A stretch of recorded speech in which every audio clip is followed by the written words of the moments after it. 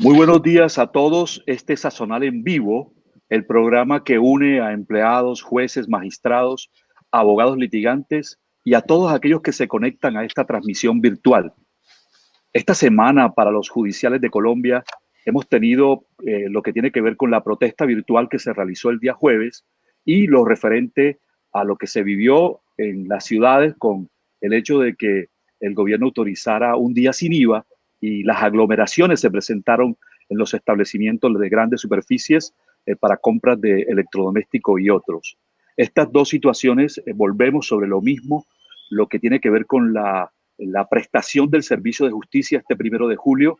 Hemos dicho que los edificios de la rama judicial son pandémicos. Hemos dicho también que se trabaja con documentos de superficie porosa. Estos se manipulan en los edificios y estos no tienen ventilación. Son muchas las dificultades, pero la regla general ese 1 de julio va a ser la virtualidad. Y a propósito de la virtualidad, iniciamos el programa, Carola. ¿Quién es nuestro invitado? Buenos días, Freddy. Buenos días a nuestra audiencia. Buenos días a nuestro invitado. Como lo habíamos anunciado, el programa de hoy tratará sobre los análisis de la incidencia del decreto 806 del 4 de junio del 2020, por medio del cual se adoptan unas medidas para implementar las TICs en la rama judicial, en teoría para facilitar el acceso a la administración de justicia. Para eso hoy hemos invitado pues al profesor Ramiro Bejarano. Yo creo que sobra la presentación, pero de todas formas, para quienes no lo conocen, el doctor Bejarano es abogado de la Universidad Externado de Colombia, especialista en Derecho Privado, docente de la Universidad Externado y de los Andes, columnista del Espectador y de ámbito jurídico.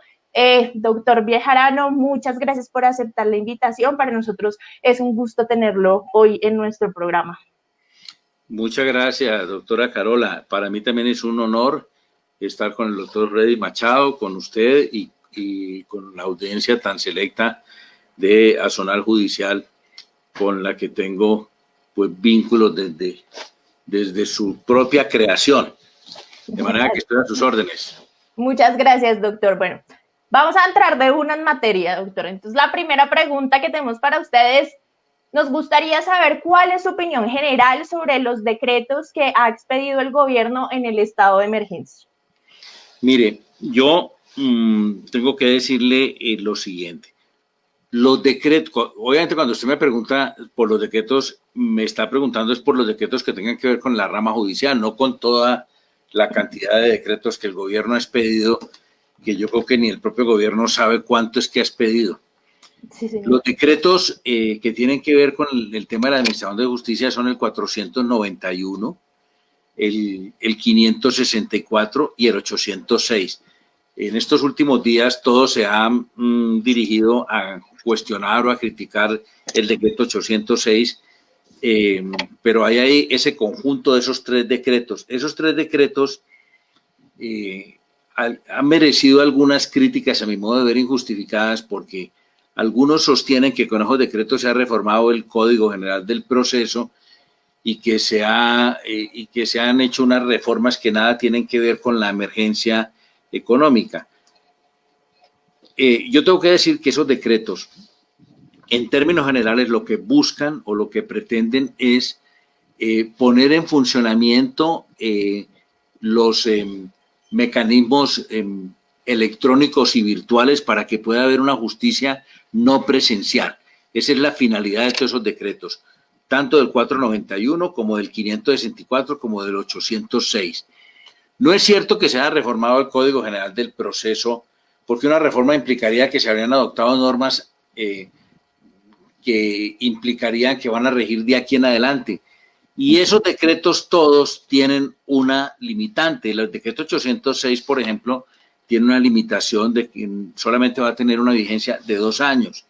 Entonces no puede hablarse de una reforma del Código General del Proceso que va a tener una vigencia solamente de 2 años, porque lo que se ha hecho en ese decreto 806 y en los demás es crear unas normas transitorias mientras estamos en este problema de la pandemia para que la gente pueda llegar a ejercer sus derechos de manera virtual ante los órganos judiciales.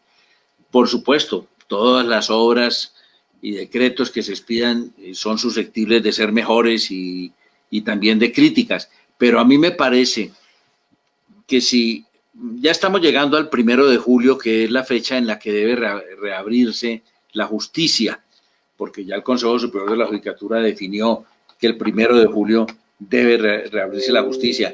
Y yo invito a que la gente se haga la siguiente pregunta. ¿Qué diferencia hay entre el 16, antes del 16 de marzo, cuando empezó la suspensión de términos, con lo que hoy tenemos para los fines de enfrentar la justicia virtual? Antes del 16 de marzo teníamos una cantidad de normas que hablaban de la necesidad de utilizar los recursos, los instrumentos electrónicos, etcétera, pero no había ninguna norma concreta para desarrollar esa posibilidad. Algunos críticos han salido a decir que para que estos decretos, si ya había una cantidad de normas desde la Constitución o la Ley 270 de 96 que autorizan la utilización de medios electrónicos. Eso es cierto que hay normas, pero lo que no es cierto es que esas normas estuvieran implementadas y por eso es importante estos decretos. Entonces, si no se hubieran expedido estos decretos, estaríamos en la misma situación anterior al 16 de marzo.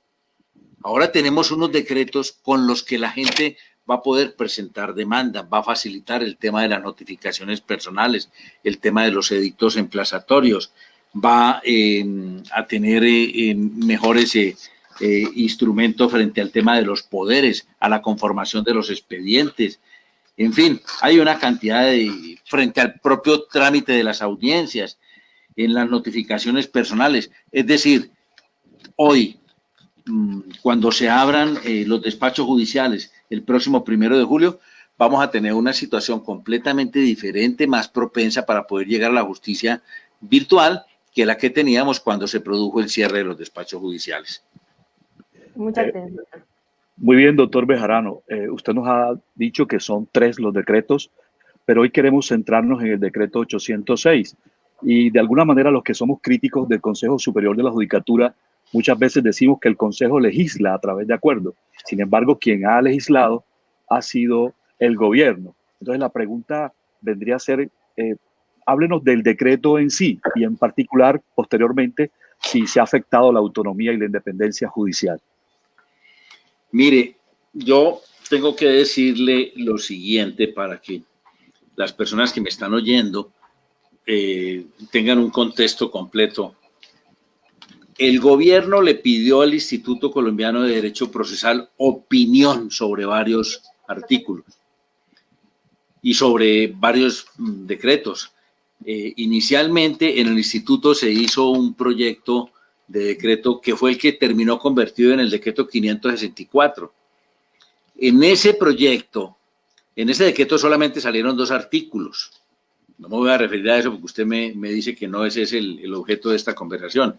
Pero cuando el instituto hizo ese proyecto, hizo un proyecto mucho más grande, pero solamente el gobierno escogió 2 de los artículos.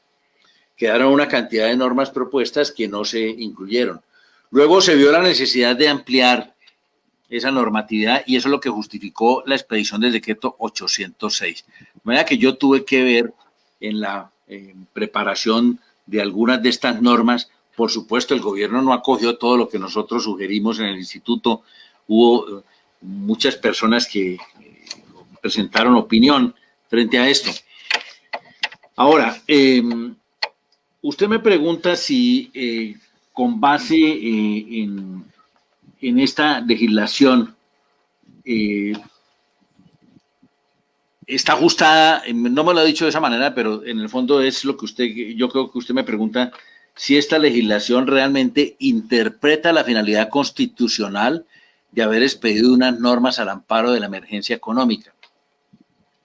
Y entonces yo tengo que decirle lo siguiente. Una de las cosas que nosotros en el instituto tuvimos en cuenta cuando hicimos nuestras recomendaciones fue precisamente esa, que las normas que estuviésemos proponiendo se justificaran en función de ¿qué?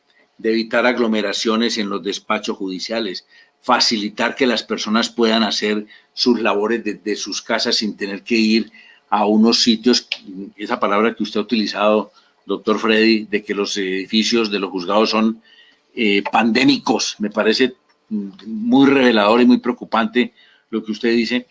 Entonces, en estos decretos, todo lo que se ha buscado de una u otra manera es que el usuario de la Administración de Justicia no tenga que ir a los despachos judiciales, sino que pueda ejercer sus derechos de una manera virtual, desde su casa, desde sus oficinas. Desde ese punto de vista, pues yo creo que la finalidad de los decretos sí se ha cumplido en cuanto a la emergencia económica, porque la emergencia económica se produjo con ocasión de la pandemia, y las medidas que se debían dictar o se deben dictar o se debieron dictar tenían que ver para contrarrestar y enfrentar el problema de la pandemia. Y si estos decretos lo que están buscando es precisamente que a esos edificios pandémicos, como usted acertadamente los llama, no tengan que ir mucha gente, sino lo estrictamente necesario, y que los usuarios de la Administración de Justicia puedan ejercer sus derechos desde sus casas, yo creo que esos decretos, desde ese punto de vista, han cumplido su finalidad. Ahora, que el Consejo Superior de la Judicatura legisla, bueno, ellos tienen unas facultades que les permiten expedir unos acuerdos, y usted tiene razón, no deja de ser odioso que un organismo de naturaleza judicial termine creando unas disposiciones. Yo creo que ese es un mal que no es problema de la pandemia, de la emergencia económica. Esa es una situación que viene de tiempo atrás. No son los primeros acuerdos que dicta el Consejo Superior de la Judicatura. Yo, por ejemplo, veo que en materia de los jueces de ejecuciones en materia civil, casi todo eso está arreglado en acuerdos. Y entonces hemos ido creando una subcultura legal de cómo se deben manejar determinados asuntos de acuerdo con lo que diga el Consejo Superior de la Judicatura. Que se coarte la autonomía de la rama judicial, yo no lo veo de esa manera con estas normas. Yo no veo que aquí de alguna forma un juez sienta que para tomar una decisión no esté en libertad de hacerlo. Yo creo que la autonomía es eso. La autonomía es que el juez que vaya a tomar una decisión la tome sobre la base de lo que le diga la certeza de los hechos y las pruebas que ha conocido. Yo no creo que haya una sola norma que le diga al juez, por ejemplo, usted debe interpretar un testimonio de esta manera, o usted debe interpretar que tal documento es de otra forma. No, por el contrario, la única cosa que se ha dicho que ha sido muy bien recibida es que se presumen auténticos todos los documentos, incluidos los poderes. Esa es una norma muy, muy útil, y yo creo que eso le sirve a toda la Administración de Justicia, a los usuarios de la Administración de Justicia, a los jueces, que ya no tienen que estar velando por mirar que los poderes vengan autenticados. Yo no creo que se haya lesionado o coartado la autonomía de los jueces. Los jueces van a poder administrar justicia con otros esquemas, claro, pero eso no atenta contra su autonomía, porque ellos seguirán siendo autónomos en las decisiones en que vayan a tomar. Listo, doctor. La siguiente pregunta es tipo parcial, como esas que usted nos hacía en la universidad. Entonces, antes usted me preguntaba a mí en los exámenes, ahora yo le pregunto a usted, doctor. Entonces, no se vaya a vengar de esta manera. ¿Qué cambios principales introduce el decreto 806 al Código General del Proceso?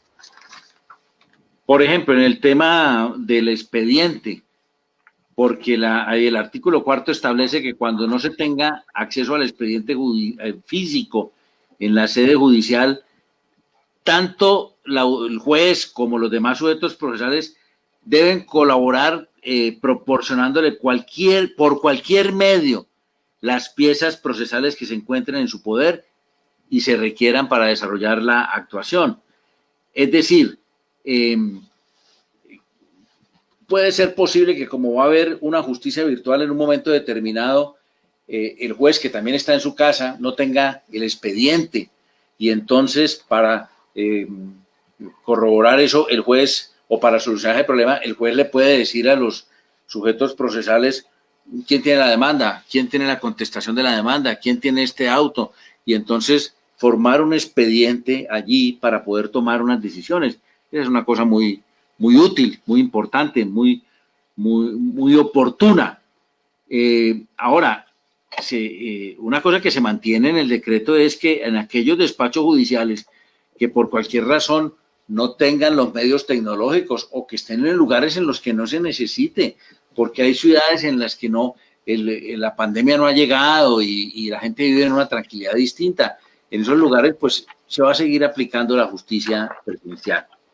En el tema de poderes, como le decía ahora, en el tema de poderes hay una reforma muy importante porque los poderes especiales para cualquier actuación judicial se pueden conferir mediante mensajes de datos, sin firma manuscrita o digital, con la sola antefirma. Es decir, yo puedo en un correo electrónico decir, le doy poder al doctor Freddy Machado, abogado, con tal cédula, con tal TP, para que me represente en tal asunto. Firmado Ramiro Bejarano. Y lo pongo solamente la antefirma. La antefirma va a tener las veces de firma y va a tener la presunción de autenticidad. Esa es una cosa que hoy no existe.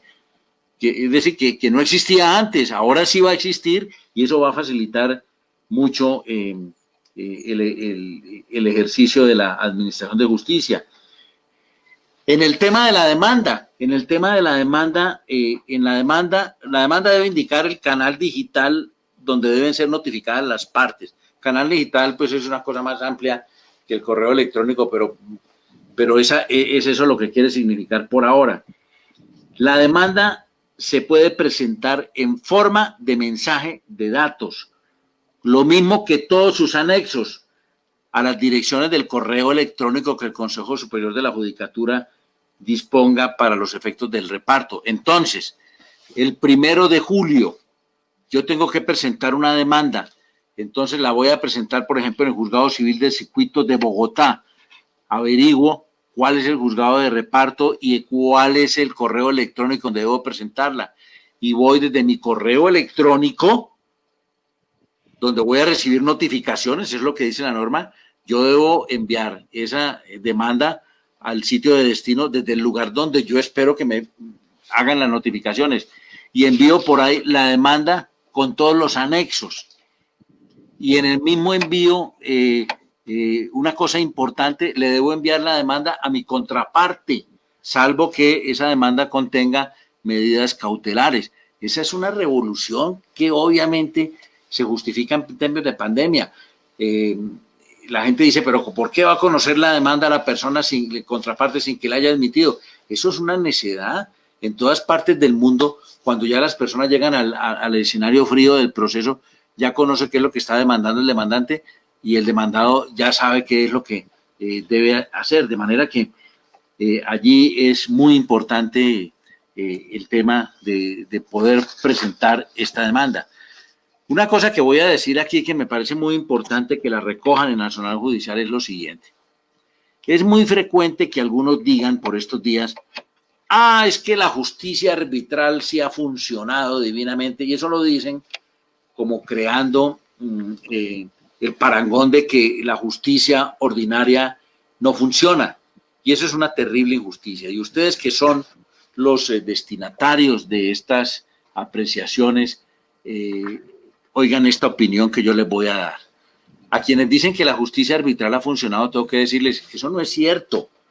Lo que ha funcionado son la justicia que se administra en los centros de arbitraje de las cámaras de comercio, porque las cámaras de comercio tienen una infraestructura económica muy importante.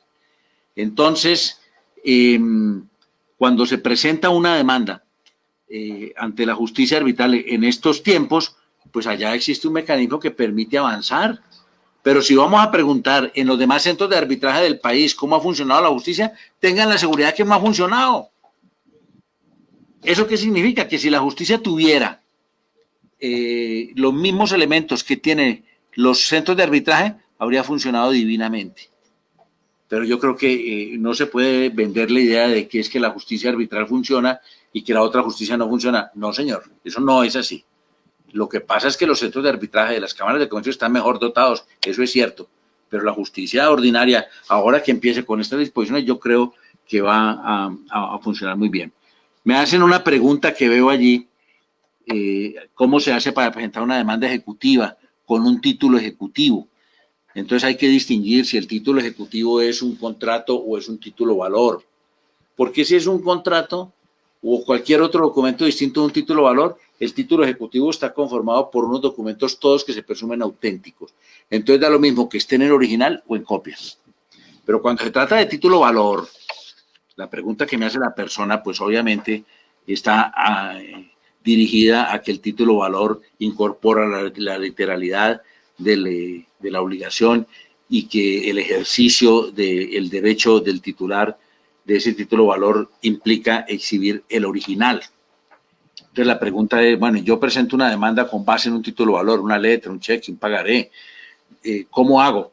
En ese evento, el demandante presenta su demanda y acompaña como anexo una copia del título valor y lo acompaña a la demanda. Entonces, el juez recibe la demanda cuyo título ejecutivo es un título valor y, en mi opinión, si el juez encuentra que el título valor tiene completos requisitos, debe proferir el mandamiento de pago. Entonces, algunos dicen, pero ¿cómo va a librar el mandamiento de pago con un título valor que está solamente aportado en copia? No, puede librar el mandamiento de pago con esa copia. Y si el demandado tiene algún reparo frente a la autenticidad de ese documento o a la existencia de ese documento, entonces podrá ejercitar o el recurso de reposición contra el mandamiento de pago o formular la respectiva excepción de mérito. Y en ese escenario, entonces, el juez podría, ya dentro del trámite del proceso, exigirle al demandante, aporte usted el documento original, o hágase una audiencia especial para que, así sea virtual, se pueda exhibir el original del título y de manera que el juzgado lo pueda ver así sea virtualmente. Pero yo creo que sí se puede formular la demanda ejecutiva. Otras importantes modificaciones, el tema de notificaciones personales. Las notificaciones que deban hacerse en forma personal, esto es muy importante para los fines de combatir la pandemia. Esas notificaciones que deban hacerse personalmente también podrán efectuarse con el envío de la providencia respectiva como mensaje de datos a la dirección electrónica o sitio que suministre el interesado. Es decir, si se va a notificar el auto admisorio de la demanda, que debe notificarse en forma personal, se envía mediante correo electrónico, como ocurre en la mayoría de países del mundo. Es que esa forma de notificación personal está llamada a recoger. No hemos podido salir del tema de la notificación personal de la ley 105 del año 31. Pues bien, aquí se habilita ese procedimiento que yo creo que ojalá se vuelva definitivo cuando estos 2 años pasen, que la legislación definitiva del Código General de Proceso acoja esta norma, porque es que es muy importante. Todo el mundo, y a medida que va avanzando el tiempo, todavía más, la gente va teniendo acceso a la conectividad en Internet y a estos mecanismos de comunicación. Ya no se justifica en esta etapa del milenio que las personas tengan que recibir personalmente y firmar, porque pueden haber notificaciones mucho más importantes. En las notificaciones por estados también se hace una disposición importante en cuanto se fija ordena que las notificaciones por estado se puedan hacer virtualmente, la notificación de las providencias sin que sea necesario imprimirlos ni firmarlos por el secretario ni dejar constancia. Y además con una ventaja, cuando se estén notificando providencias, pues la idea es que se acompañe el texto de la respectiva providencia. Los emplazamientos también sufren aquí una importante modificación en el sentido de que esos emplazamientos se harán únicamente en el Registro Nacional de Personas Emplazadas, sin necesidad de que se publiquen en un medio escrito. ¿Qué sentido tiene en épocas de pandemia estar publicando un edicto emplazatorio en un periódico que la gente no lee, que la gente no ve? Entonces se hace en este registro de personas emplazadas, que es donde las personas tendrán que ir.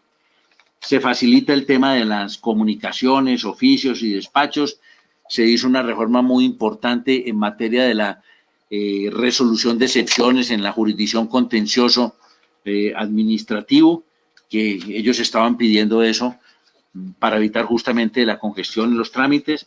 Se hicieron unas disposiciones sobre la sentencia anticipada en lo contencioso administrativo. Esas normas, en principio las habíamos propuesto en el instituto que fueran para lo laboral, para lo contencioso administrativo y para lo civil, pero en el ministerio solamente lo dejaron para lo contencioso administrativo.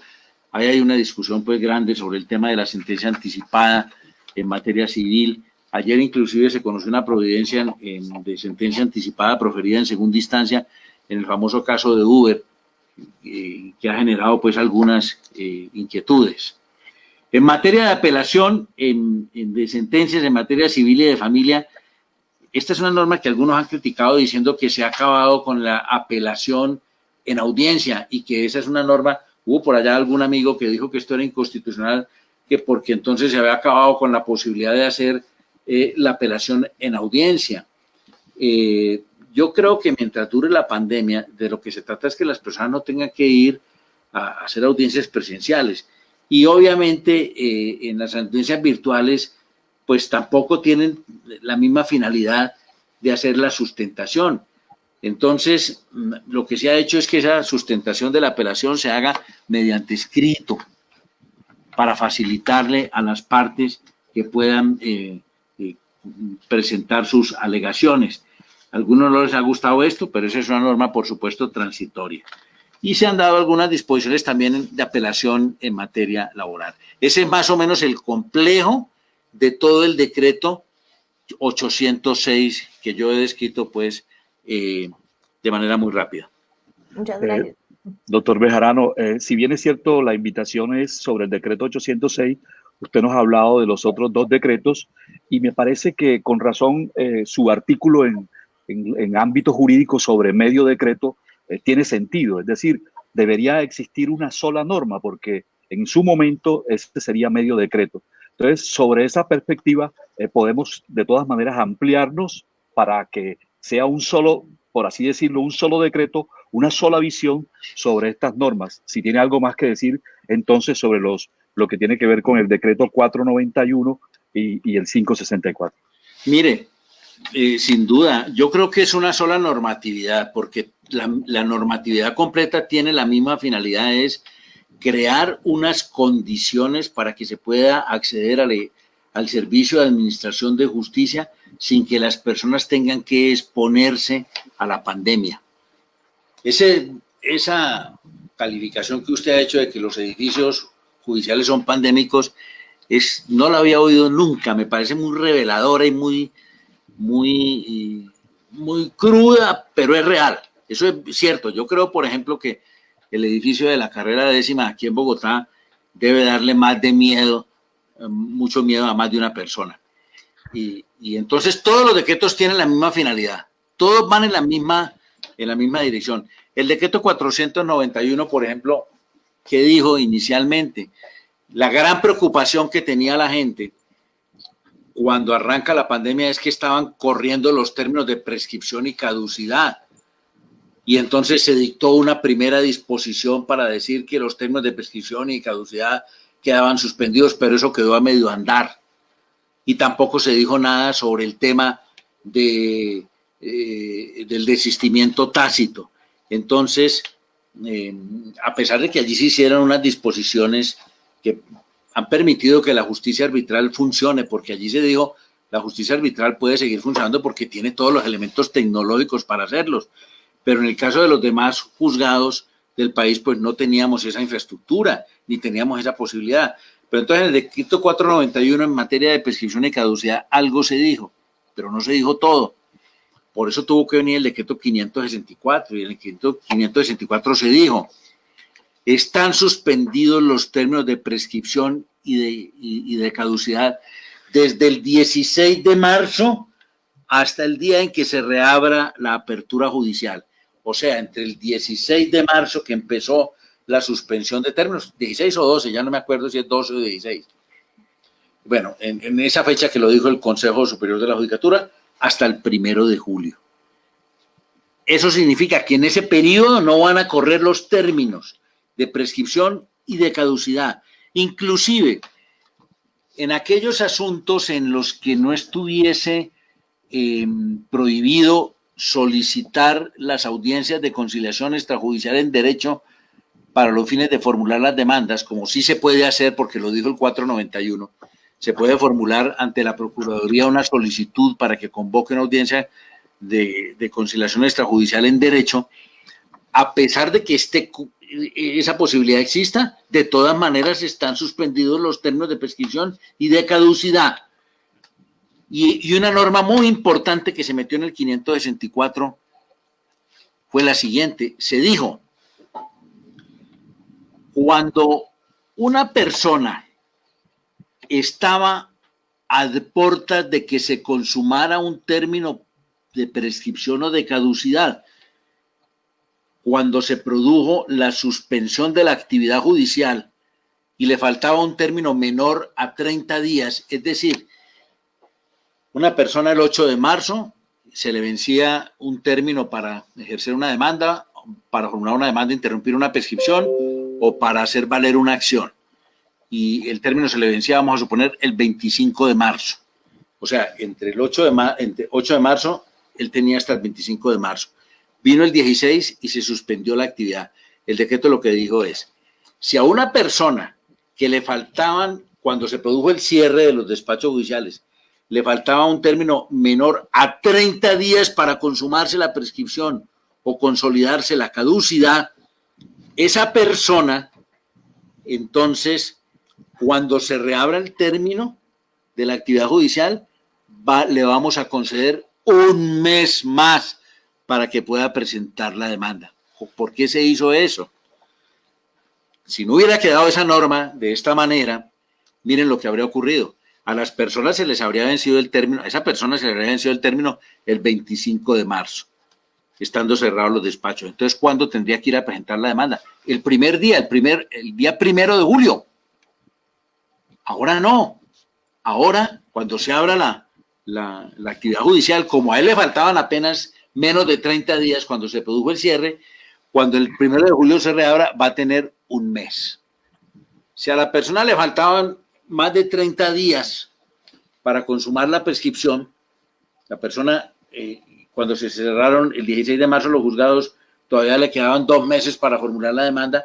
Entonces, cuando se reabran los juzgados el 1 de julio, le van a quedar los mismos 2 meses.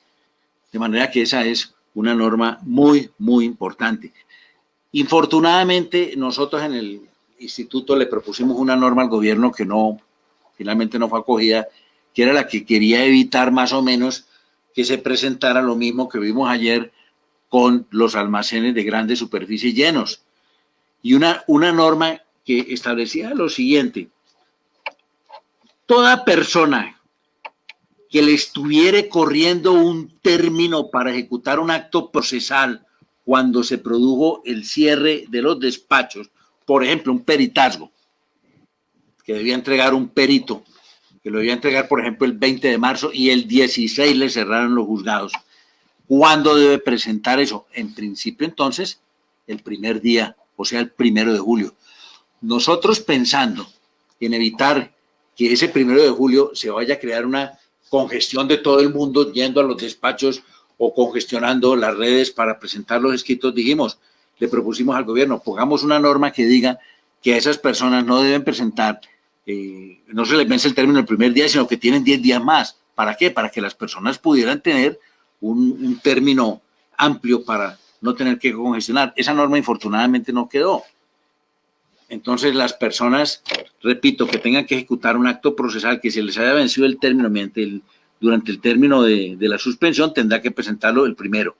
Pero en materia de interrupción de la prescripción y de la caducidad, sí obra un tema importante, que es el que les repito, vuelvo a decirlo, están suspendidos todos esos términos. Cuando a una persona le faltaban menos de 30 días, cuando se reanuden los términos, va a tener un mes para poder ejercer sus derechos. Todas son normas que están obviamente atadas a la necesidad de que las personas no tengan que ir a los despachos judiciales y que puedan ejercer sus derechos de manera virtual. Esa es fundamentalmente la filosofía, dijéramos, concatenando todos los 3 decretos. Doctor Bejarano, digamos que una de las críticas que es muy sentida en Colombia es que se expiden normas sin atender la realidad por la que atraviesa el país. En ese sentido, digamos que se expidió este decreto, pero no se hicieron, digamos, a los ajustes presupuestales necesarios para adoptar estas medidas. Y por otro lado, pues también se dicen las cifras que estamos muy por debajo del 70% de las personas que puedan tener acceso a Internet y que tengan cobertura de banda ancha, etcétera. La pregunta es, ¿no cree que sin solucionar este tipo de cosas, tanto la apropiación del presupuesto como el acceso efectivo de las personas al Internet, este decreto sigue pues haciendo parte de ese fetichismo normativo pues que tanto nos caracteriza? Mire, yo le tengo que responder 2 cosas. Lo primero es cierto que estos decretos tienen que estar impulsados con apoyos económicos. Yo tengo la impresión de que esa es una preocupación que tiene el gobierno y con el auxilio del Consejo Superior de la Judicatura, que tiene que crearle plataformas, canales digitales a los juzgados para que puedan los usuarios aproximarse a ellos y los juzgados responder esa solicitud del Servicio de Administración de Justicia. Usted tiene razón en eso. Estos decretos tienen que estar acompasados con un apoyo vigoroso desde el punto de vista presupuestal. Ahora, que estos decretos que se han expedido puedan funcionar aun cuando no haya inmediatamente un aporte económico que permita hacer un acondicionamiento, eso es lo que yo creo que aportan estos decretos. Estos decretos que permiten presentar la demanda, por ejemplo, mediante un canal virtual por correo electrónico, que se puedan presentar los poderes sin que estar autenticados, que las audiencias se puedan flexibilizar las audiencias. Mire usted, por ejemplo, una crítica que han hecho. Hay 2 artículos en el Código General del Proceso que son el artículo 36 y el 107 del Código General del Proceso. El artículo 36 del Código General del Proceso dice que las audiencias en cuerpos colegiados implican que deben estar la totalidad de los magistrados o pena de que haya nulidad. Y en el 107 se dice que las audiencias deben estar la mayoría de los magistrados. Es decir, hay una contradicción en 2 normas del propio Código General del Proceso, que por supuesto se resuelve en el sentido de que rige la norma posterior. Nosotros quisimos allí en el tema de la apelación decir que la apelación, cuando se vaya a hacer en una audiencia, tiene que ser atendida, las audiencias tienen que ser atendidas por la mayoría. Entonces han dicho, es que han violado el artículo 36. No, el artículo 36 desde antes en el Código General del Proceso tiene una contradicción en el propio Código General del Proceso. Pero entonces, para terminarle la idea, le digo, aun cuando no haya inmediatamente una inyección económica suficiente, con este decreto se puede avanzar, iniciar la aproximación a una justicia virtual a partir del 1 de julio. Doctor Bejarano, nos están escribiendo algunos jueces en relación con los repartos y los jueces administrativos nos preguntan sobre las excepciones previas y mixtas. Sobre eso, ¿qué nos podría decir? Mire, allí hubo una norma que a los señores jueces administrativos les quiero mencionar lo siguiente. 4 personas, inicialmente éramos 3 personas del instituto los que estábamos proyectando estas normas que le proponíamos al gobierno y el gobierno allá las sometía a su revisión. El doctor Ulises Canosa, secretario del instituto, el doctor Martín Bermúdez, magistrado del Consejo Superior del Consejo de Estado, y yo. Y luego a ese equipo se agregó un joven abogado, el doctor Henry Sanabria. Y entonces un punto importante fue el tema de la resolución de las excepciones en la jurisdicción de lo contencioso administrativo. Porque hoy el problema que hay es que tienen que hacerse 2 audiencias. Una audiencia inicial para resolver unas excepciones y una audiencia después para decretar las pruebas, lo que obviamente pues eso no tiene sentido. Entonces, ¿qué fue lo que se hizo en el artículo 12? ¿Qué se me hizo? ¿Me están oyendo? Sí, profesor. Que se me hizo la... No veo aquí la... A ver, bueno. El artículo 12 del decreto 806 lo que previó es que de las excepciones propuestas se deben correr traslado a la parte que no las propuso, la parte demandante, por 3 días mediante la forma prevista pues en el Código General del Proceso. En ese término de los 3 días, la parte demandante debe pronunciarse sobre esas excepciones y si es del caso, si esas excepciones son excepciones previas, pues debe subsanar los defectos respectivos. Por ejemplo, que se proponga una excepción de que la demanda es inecta porque contiene una indebida acumulación de pretensiones. Entonces, el demandante puede, en el término de traslado, decir, bueno, yo corrijo la demanda suprimiendo esta pretensión o modifico esa pretensión para que quede así. Esas excepciones previas se van a someter, cuando son previas, se deben someter al trámite de las excepciones previas previstas en el Código General del Proceso. Es decir, si no hay pruebas que practicar diferente de la documental, se resuelven antes de la audiencia inicial.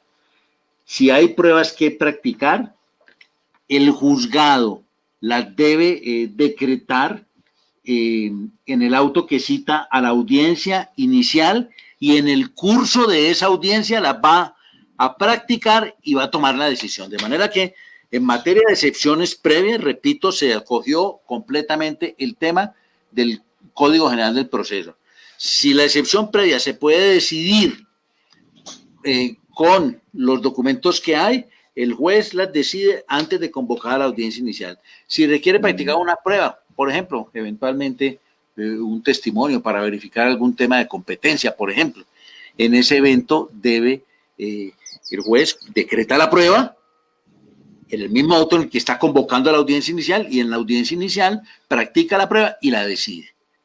Ahora bien, si son excepciones que se llaman mixtas, que antes, en la vieja terminología del Código General del Proceso, eran previas, pero en el contenido son de fondo, es decir, cosa juzgada, caducidad, transacción, conciliación, falta de legitimación en la causa y prescripción extintiva, se van a tramitar como si fueran previas. De manera que ese es un gran avance. Entonces, contra esa decisión debe proceder el recurso de apelación, el cual pues será resuelto por la subsección, sección o sala del Tribunal o del Consejo de Estado. Esa es la reforma que estaban pidiendo en la jurisdicción contenciosa administrativa para evitarse esa duplicidad de audiencias inútiles, que hay una para resolver unas excepciones y otra para después las pruebas. Eso no tiene sentido. El punto es que en la audiencia inicial, cuando llegue el juez a eso, estén decididas o las decide allí. Y allí mismo en esa va a decretar las pruebas del proceso. Muy bien, doctor Bejarano. No sé si usted tiene alguna otra cosa que agregar. Ya nos estamos acercando pues al fin del programa, que eran los 40 minutos que le habíamos dicho. No sé si usted quiere enviar otro mensaje a esta gran audiencia que hoy nos acompaña. Estamos casi en 1.600 personas, doctor Bejarano. Pues mire, yo me siento muy honrado de estar entre los jueces. Yo por alguna coincidencia fortuita de la vida, me ha pasado que desde 1989 hasta hoy, de una u otra manera, he participado de las reformas al Código de Procedimiento Civil y al Código General del Proceso. Y ya con estas canas que no son pintadas, porque como lo sabe Carola, que fue mi alumna muchos años, yo creo que las reformas judiciales solamente las comprendemos, inclusive quienes participamos en ella, cuando llegamos a los estrados judiciales. Es allí donde realmente, cuando un secretario interpreta, cuando un juez aplica las cosas, es cuando yo creo que la reforma ha tenido sentido o no. De manera que yo lo que les digo es a todos estos 1.600 funcionarios y jueces de todo el país, primero la emoción que me produce, que lo que usted me está diciendo, que me están oyendo 1.600 personas. Eso es un regalo que ustedes me han hecho a mí. Les digo, aproxímense a estos decretos con el sentido de que estos decretos no buscan nada diferente de facilitarle a los jueces y servidores judiciales y a los usuarios de la Administración de Justicia poder aproximarnos a una justicia virtual. Vamos a empezar en eso. Tenemos que empezar. El mundo se ha transformado y no podemos asumir una actitud que consista en quedarnos cruzados de brazos esperando que nos inventen la vacuna contra el coronavirus, porque en el entretanto la justicia va a quedar obviamente en una situación de postración. Adelante, señores jueces, señores servidores judiciales, ustedes son el baluarte de esta democracia, no pierdan eso jamás de vista. Aquí estamos vigilantes, muchos de quienes admiramos el trabajo que ustedes hacen. Muchas gracias, doctor Freddy. Bueno, le agradecemos al doctor Bejarano en nombre de los jueces civiles de la 10ª y de todos los jueces civiles de Colombia, de los jueces laborales y de familia de Nenqueteva, otro edificio pandémico, y los jueces laborales y de familia de todo el país, de los jueces administrativos, de la jurisdicción contenciosa, de magistrados, también de los jueces de provincia, esos olvidados allá en las regiones. Las conclusiones que sacamos, primero hay una conclusión personal. Nos gusta cuando el académico también va a la práctica. Y creo que de los académicos hace falta un ejercicio. ¿Cómo se hace tal audiencia en tal ciudad con respecto a tal otra? Es decir, hay que estar en el sitio, como dice el doctor Bejarano, porque eso es importante. El plus de ser académico y estar en la práctica. Pero también creemos que el decreto debió ser uno solo, por aquello de medio decreto o decretos parcializados. Ahí es donde uno ve que hay improvisación y eso la justicia no admite improvisación. Lo otro que me parece importante es que debe venir acompañado de presupuesto. Sin presupuesto, y siempre lo decimos, el Código General del Proceso vino, pero no traía de la mano su presupuesto, la apropiación presupuestal, lo mismo el del sistema penal acusatorio, el de infancia y adolescencia, eso no es aceptable. Lo otro es que, y lo ha dicho también el doctor Bejarano, hay que cambiar hacia la cultura, esta cultura que nosotros estamos aceptando y que debemos mentalizarnos, sensibilizarnos. Y creo que es bueno entender, sobre todo para los abogados litigantes, que hay que abrirnos a esta nueva cultura y confiar en que la justicia virtual va a ganar un espacio de transición, porque también lo decíamos antes, la verdadera justicia es la personalizada, en las salas de audiencia, ahí se construye, ahí es donde la justicia muestra su mayor esplendor. Carola, vamos a despedir el programa entonces. Sí, simplemente 3 cosas para finalizar. Uno es que recuerden que nos pueden escribir a comunicacionesazonal@gmail.com, en donde nos pueden escribir sus dudas, observaciones. Si hay algunas cosas que no quedaron claras, pues también lo trataremos de pedirle al doctor Bejarano que nos pueda ayudar a precisar algunas cosas si a bien lo tiene. Lo segundo es invitar a todo el mundo, a quienes no lo han hecho, a que se organicen y a que se afilien a Zonal Judicial. Es importante pues fortalecer esta organización pues que lleva tanto tiempo, precisamente porque una de las tareas de la organización es estudiar y analizar a profundidad todos estos temas, por supuesto para que sean en beneficio de los usuarios, de los trabajadores, de los abogados litigantes, y que la organización pues siempre va a estar como activa a velar porque no se violen los derechos ni las garantías laborales de los trabajadores. Y lo tercero es que nos vemos pues el otro sábado con otro invitado. Agradecerle de nuevo, doctor Bejarano. Una anécdota, y es que el doctor Bejarano en la universidad teníamos un grupo que se llamaba Grita Juventud, que también invitaba a hacer charlas, y desde allá el doctor Bejarano siempre nos ha ayudado con sus buenas explicaciones. Muchas gracias por eso, por acompañar estos procesos. Para nosotros es muy valioso ese aporte, doctor Bejarano. Muchas gracias. A ustedes muchas gracias y cuenten conmigo cuando les sea útil. Muy amables. Bueno, gracias, doctor.